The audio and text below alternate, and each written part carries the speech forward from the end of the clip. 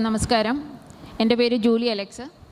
ഞാൻ ഡിപ്പാർട്ട്മെൻറ്റിൽ വന്നിട്ട് 4 വർഷത്തോളം ആവുന്നതേ ഉള്ളൂ. അതിനു മുമ്പ് ഞാൻ സ്റ്റേറ്റ് ഫാമിംഗ് കോർപ്പറേഷനിൽ മാനേജറായി വർക്ക് ചെയ്യുമായിരുന്നു. 8 വർഷത്തോളം, നീണ്ടു 8 വർഷക്കാലം. അപ്പം ഫാമിംഗ് കോർപ്പറേഷനിൽ വെച്ചുണ്ടായ ഒരു അനുഭവമാണ് എനിക്ക് പറയാനുള്ളത്. ഞാനവിടെ മാനേജറായി വർക്ക് ചെയ്യുന്ന കാലത്ത് ഒരു എസ്റ്റേറ്റിലെ ഒരു തൊഴിലാളി, അതായത് ആശ്രിത തൊഴിലാളി, ഒരു സ്ത്രീ, ഒരു ദിവസം രാവിലെ എൻ്റെ ക്വാർട്ടേഴ്സിലേക്ക് ഓടി വരികയും അവിടെ വളരെ വിഷമത്തോടുകൂടി ഒരുപാട് കരഞ്ഞു. എന്നെ കെട്ടിപ്പിടിച്ച് കരയുക. സാധാരണ നമ്മൾ എസ്റ്റേറ്റിലൊക്കെ ആകുമ്പോൾ മാനേജർ തൊഴിലാളി എന്നൊരു ഡിസ്റ്റൻസ് പാലിച്ചാണ് നിൽക്കുന്നത്. എന്നാൽ ഇവരെന്നെ വളരെയധികം കെട്ടിപ്പിടിച്ച് ഒരുപാട് കരയുക.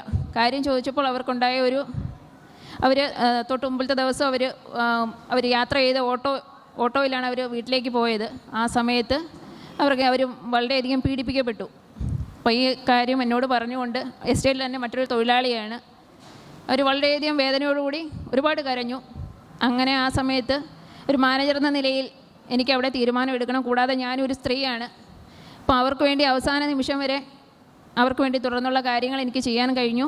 ഇപ്പോൾ ഞാൻ ഈ കാര്യം ഇവിടെ ഓർക്കാനുള്ള കാര്യം തന്നെ, അവർ കഴിഞ്ഞ ദിവസം എന്നെ വിളിച്ചിരുന്നു. അപ്പോൾ അതിൻ്റെ കേസ് നടക്കുന്നുണ്ട്. എന്നാൽ അവർക്ക് വേണ്ടി എല്ലാ രീതിയിലും സപ്പോർട്ട്, അവരെ ഒറ്റപ്പെടുത്താതെ അവരെ കൂടെ നിർത്തി.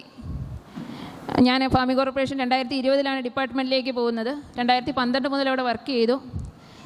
ആ സമയത്ത് 2018 ഈ സംഭവം നടക്കുന്നത്.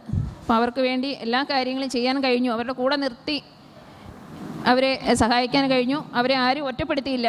മാനേജർ കൂടെ നിൽക്കുമ്പോൾ പൊതുവിൽ ആരും ഒറ്റപ്പെടുത്തത്തില്ല. എന്നെയും ഈ സംഭവത്തിൻ്റെ പേരിൽ കോർപ്പറേഷനിൽ ആരും ഒറ്റപ്പെടുത്തിയോ, സ്ത്രീ എന്ന നിലയിൽ അവർക്ക് സപ്പോർട്ട് ചെയ്തതുകൊണ്ട് മറ്റു രീതിയിലുള്ള ഒരു പ്രശ്നവും എനിക്കുണ്ടായിട്ടില്ല.